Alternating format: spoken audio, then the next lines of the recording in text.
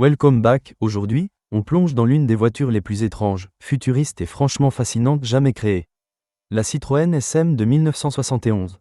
Ce n'est pas juste une voiture, c'est une expérience roulante, une déclaration audacieuse, et honnêtement, quelque chose qui semble encore venir du futur, même aujourd'hui.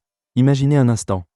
Début des années 1970. La plupart des voitures sont carrées, simples et prévisibles. Et puis soudain, cette machine apparaît sur la route.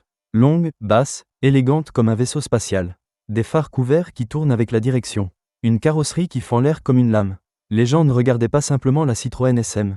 Ils restaient bouche bée. Mais là où ça devient encore plus fou, c'est que ce n'était pas seulement une question de design. Sous le capot, Citroën s'est associé à Maserati, oui, une légende italienne de la performance, pour créer quelque chose d'unique.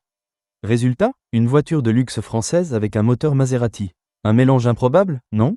Et pourtant, ça fonctionnait. Le moteur était un V6, fluide mais parfois capricieux, offrant une expérience de conduite totalement différente de tout ce qui existait à l'époque. Ce n'était pas seulement une question de vitesse. C'était une sensation, comme si la voiture glissait sur la route au lieu de rouler. Et en parlant de glisser, c'est là que la Citroën SM devient vraiment légendaire. Elle était équipée d'une suspension hydropneumatique. Ça peut sembler complexe, et ça l'est, mais le résultat était incroyable. La voiture pouvait ajuster sa hauteur automatiquement et absorber les irrégularités de la route comme si elles n'existaient pas. Même sur une route abîmée, à l'intérieur, vous aviez l'impression de flotter. Et puis il y a la direction.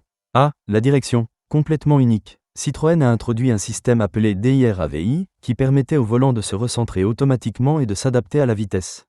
À basse vitesse, c'est ultra léger, presque sans effort. À haute vitesse, ça devient plus ferme pour plus de stabilité. À l'époque, c'était révolutionnaire, et même aujourd'hui, ça reste impressionnant. À l'intérieur, l'habitacle ressemble à un cockpit d'avion. Des compteurs ovales, des commandes originales, et un design qui ne suit aucune règle classique. Tout respire l'innovation. C'est étrange, mais dans le bon sens. Mais voici le twist.